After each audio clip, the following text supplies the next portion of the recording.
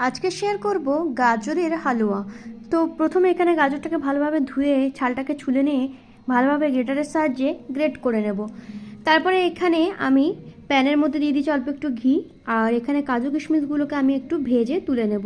তো তোমরা চাইলে সাদা তেলও দিতে পারো, কিন্তু ঘি দিলে টেস্টটা কিন্তু আরও বেশি ভালো হয়।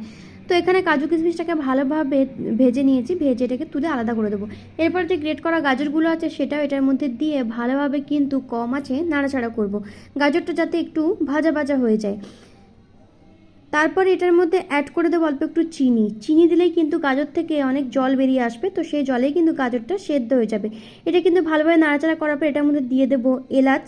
এলাচটাকে একটু ফাটিয়ে দিয়েছি, তোমরা চাইলে এলাচ গুঁড়োও ব্যবহার করতে পারো। এরপরে আমি এখানে দুধ দিয়েছি, 1 কাপ মতো দুধ ব্যবহার করেছি, এবং দুধের মধ্যে আমি একটু গুঁড়ো দুধও অ্যাড করেছি যাতে টেস্টটা আরও ভালো লাগে।